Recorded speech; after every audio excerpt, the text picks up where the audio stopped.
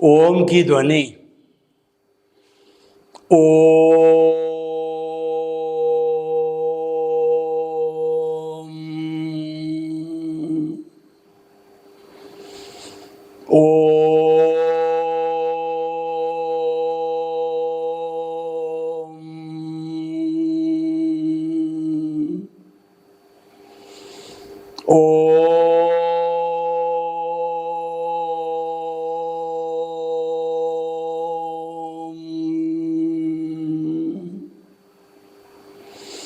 महाप्राण ध्वनि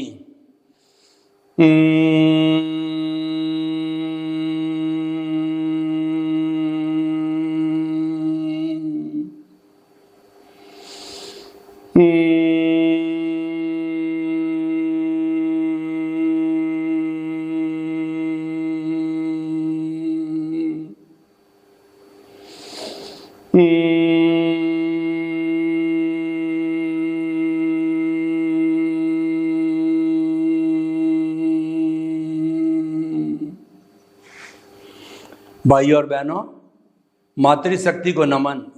आज का हमारा बहुत सुंदर विषय है जीवन का सफर। हमारे जन्म से मृत्यु के बीच का जितना टाइम स्पान होता है, जितना ड्यूरेशन होता है, वह हमारा जीवन कहलाता है। और जीवन का सफर का अर्थ हो गया कि हम जन्म से लगा के मृत्यु तक मन वचन काया की प्रवृत्तियां करते रहते हैं। तो वो कैसी होनी चाहिए? हमारा जीवन का सफर ऐसा होना चाहिए कि हमें हर क्षण संतुष्टि रहे, हम हर क्षण सफल रहें, हर क्षण प्रोग्रेस करते रहें। तो ये सारा हम जीवन के सफर को कैसे अच्छी तरह से तय कर सकते हैं। कौन व्यक्ति कितना जीता है यह मायना नहीं रखता है, पर कैसे जीता है ये मायना रखता है। स्वामी विवेकानंद और आदि शंकराचार्य बहुत कम उम्र तक जिए।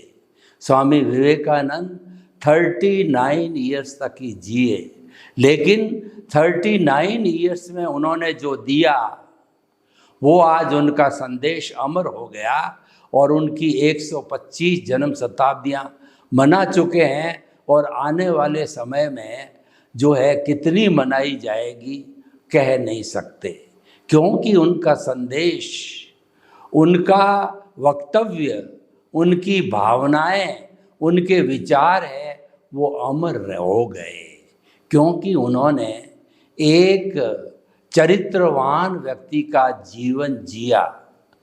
कथनी करने की समानता थी, वो जैसा बोलते थे वैसा करते थे। जहाँ पर सोचने में और करने में अंतर नहीं होता है वह व्यक्ति सफल होता है और वो जीवन का अच्छा सफ़र कहलाता है। देखिए, हैप्पी जर्नी लिखा रहता है ट्रेन में, बस में, फ्लाइट के अंदर। क्यों लिखा जाता है? कि आपका सफ़र आनंदमय हो, आपका सफ़र जो है अच्छा हो। ये एक मंगल भावना की जाती है हमारे संबंधियों के लिए या जो लोग भी सफ़र करते हैं उनके लिए।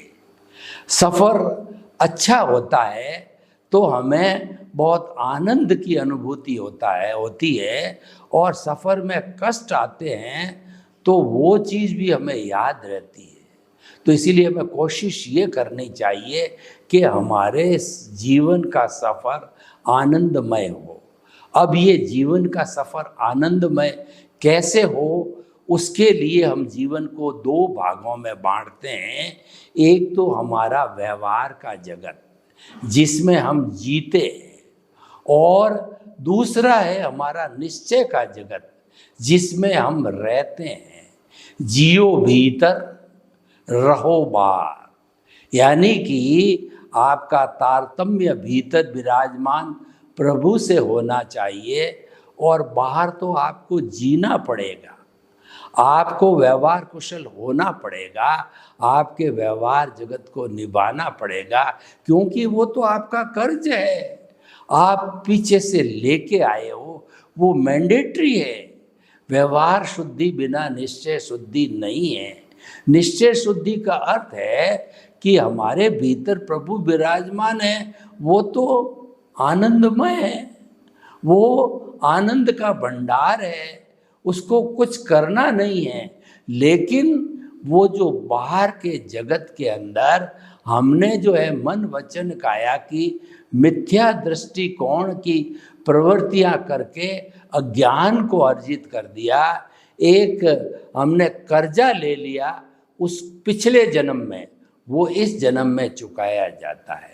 जिस जन्म में कर्जा लेते हैं, जिस जन्म में हम भाव डालते हैं, और वो भाव जो है वो कोट लग के कर्म बनता है, वो एक कर्म कहलाता है। और जब बहुत से कर्म जीवन भर जितना आयुष्य होता है इकट्ठे हो जाते हैं, उसको बंच ऑफ द कॉजेज कहते हैं, कॉजल बॉडी कहा जाता है।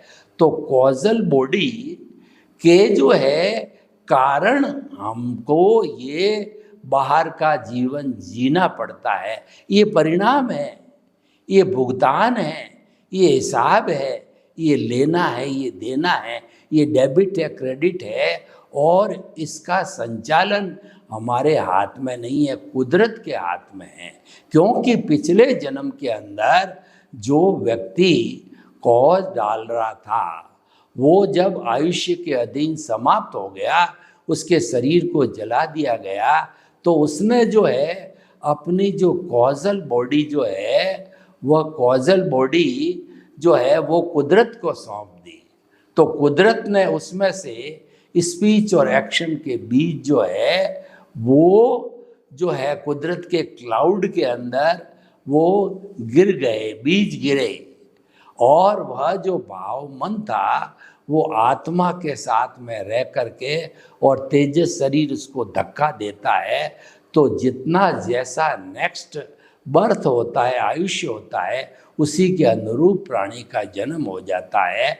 और जन्म होते ही वह कुदरत जिसने जिम्मेवारी ली थी उसने जन्म दिया, वही भरण पोषण करती है, वही मन वचन काया के कार्य करवाती है, वही हमारे कर्मों का भुगतान कराती है। क्योंकि पूरा सिस्टम कुदरत के पास में है।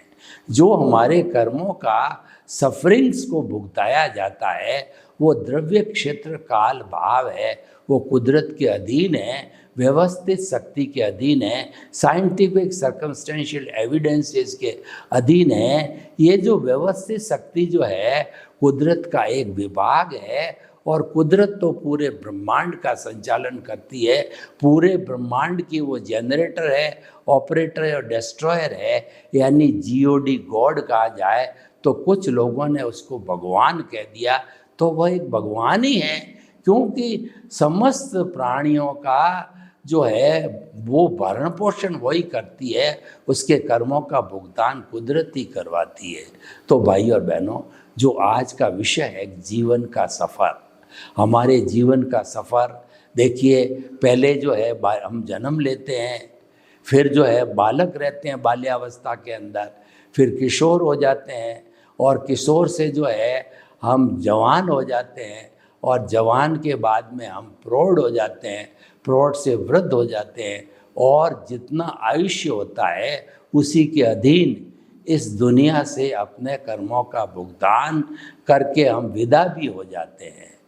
तो इन सब स्थितियों के अंदर ये हमारी अवस्थाएं हैं।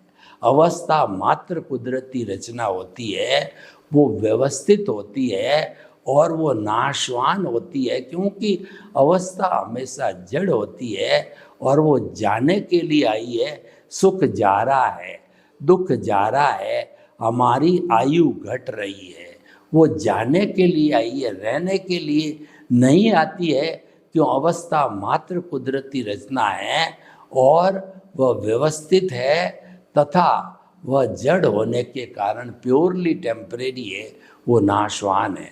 तो भाई और बहनों, अच्छा जीवन जीने के लिए, जीवन का सफ़र बढ़िया कराने के लिए जब से हमें होश आवे, तब हमारे को जो है ये निश्चय कर लेना चाहिए कि मुझे एक अच्छा इंसान बनना है।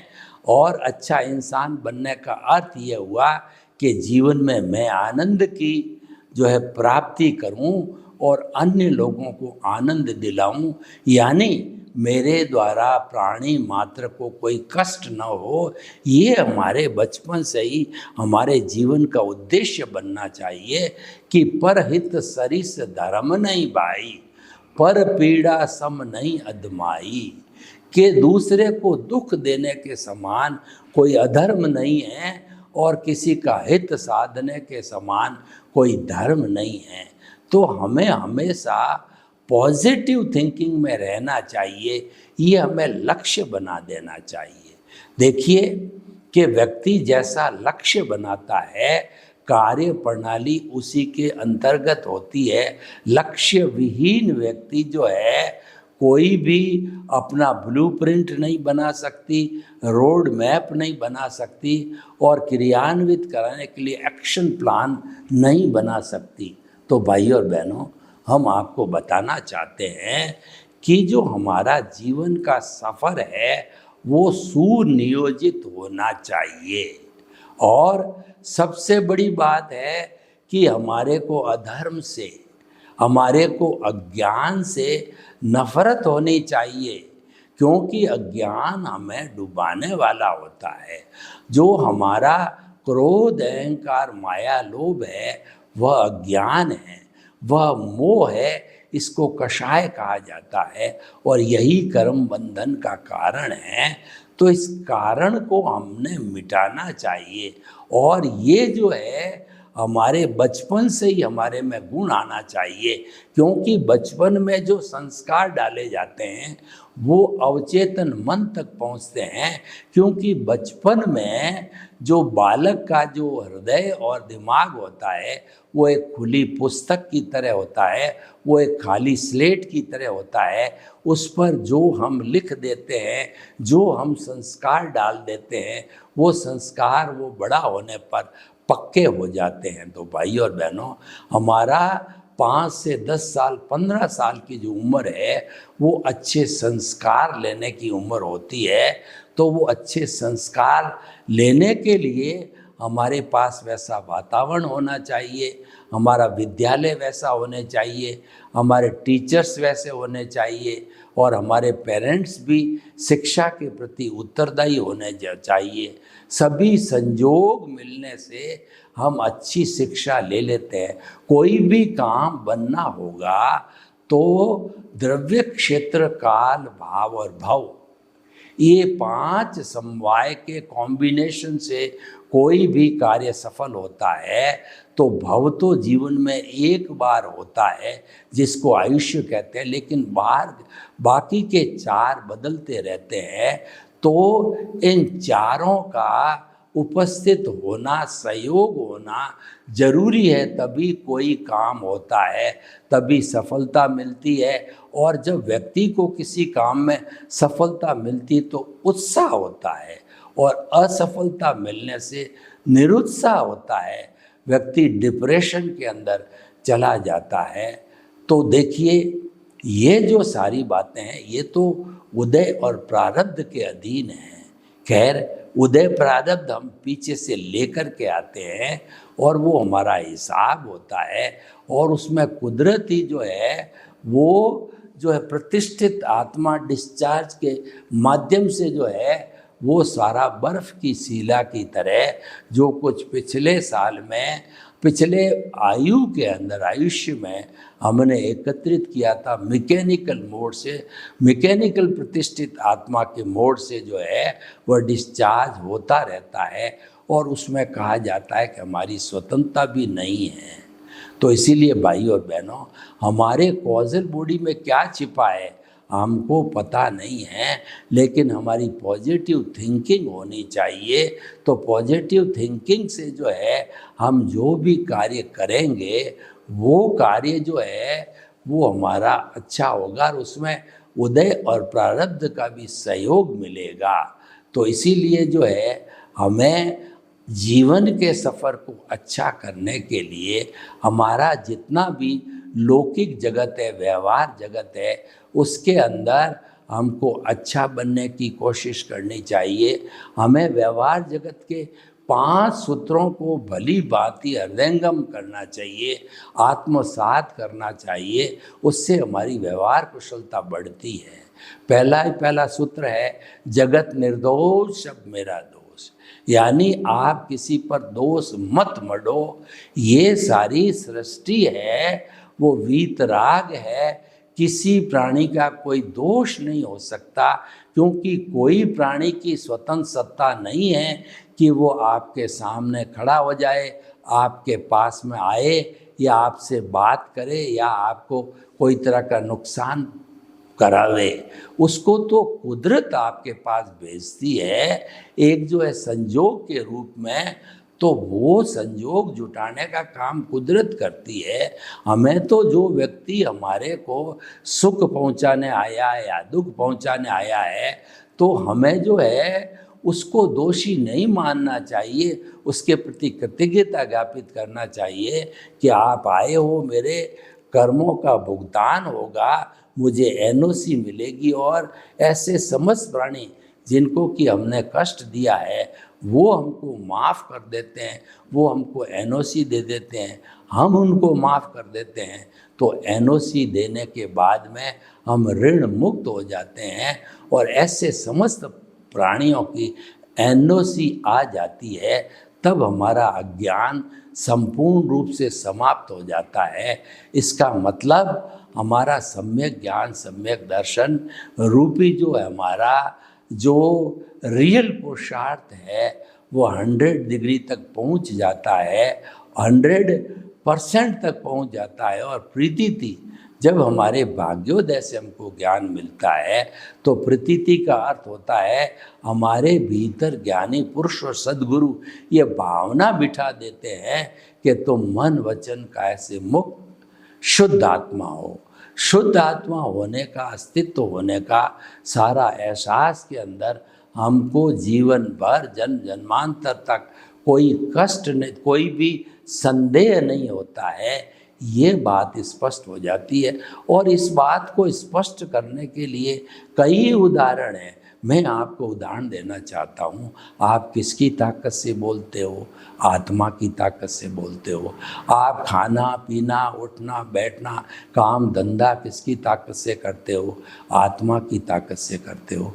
ये शरीर जो है ये तो जड़ है, ये चेतनवत किसकी ताकत से होता है? ये मिश्र चेतन रूपी फेविकॉल से जो है, यानी अज्ञान से एडेसिव होकर के ये चेतन जैसा एक्टिंग करता है, और उसके साथ साथ के अंदर वो जो है हमारे को चेतन के जैसा करके और सब क्रियाकलाप कराता है। तो भाई और बहनों, बड़ा सुंदर एपिसोड है कि जीवन का सफ़र अच्छा होना चाहिए। हमें प्रतिक्षण प्रतिदिन ये एहसास करना चाहिए कि मेरे द्वारा किसको दुख पहुंचा, उससे इस जन्म में आलोचना, प्रतिक्रमण, प्रत्याख्यान का सहारा लेकर शुद्धिकरण करना चाहिए, ताकि भविष्य के अंदर जो कॉजल बॉडी जाए उसके अंदर कम से कम कॉज जाए। कभी कभी हम जो है हमारा उदय प्रारब्ध के वशीभूत जो है, हम उसके साथ में बह जाते हैं, तो तन्मयाकार हो जाते हैं। तो उसके साथ बहने से हमारा जो भीतर राग द्वेष है, भीतर जो अज्ञान है, वह और मजबूत हो जाता है, वह और बढ़ जाता है। हमें उसको और बढ़ाना नहीं है। जीवन का लक्ष्य होना चाहिए कि हमें उस राग द्वेष को, हमें उस अज्ञान को घटाना है। अच्छे जीवन सफ़र के लिए हमारे ये ध्यान में आ जाना चाहिए कि प्रतिक्षण मेरा अज्ञान घट रहा है। तो मूल अज्ञान का नाश ही सच्चा नाश है, अज्ञान का त्याग ही सच्चा त्याग है। और जब संपूर्ण रूप से अज्ञान समाप्त हो जाता है तो हमारी आत्मा सिद्ध बुद्ध और मुक्त बन जाती है। इसको कारावास में रोकने वाला ये अज्ञान ही है। अज्ञान है मिथ्या ज्ञान, मिथ्या दर्शन और मोह नहीं है। और विज्ञान है वो हमारा सम्यक ज्ञान, सम्यक दर्शन।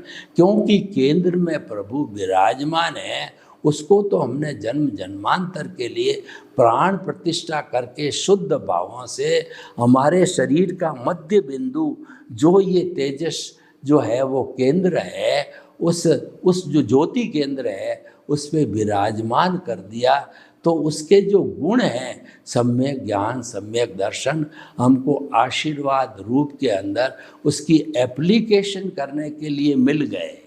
देखिए, गुण तो हमारी आत्मा के हैं, लेकिन आत्मा हमको ऑथराइज कर देती है उसकी एप्लीकेशन करो, ताकि कि अज्ञान धीरे धीरे इरेज होता जावे। और जिस वक्त हमारे भाग्योदय से हमको ज्ञान मिलता है, एनलाइटनमेंट होता है, जब हमारा कुंडलिनी जागरण होता है, हमारे को गुरु के द्वारा या जो है ज्ञानी पुरुष के द्वारा ज्ञान का प्रक्षेपात किया जाता है, तो उस समय के अंदर जो है हमको निमित्त बना देते हैं वो, और हमारा सारा संपर्क केंद्र में विराजमान आत्मा के साथ कर देते हैं। उससे जो है हमारा सम्यक ज्ञान, सम्यक दर्शन की एप्लीकेशन होती रहती है।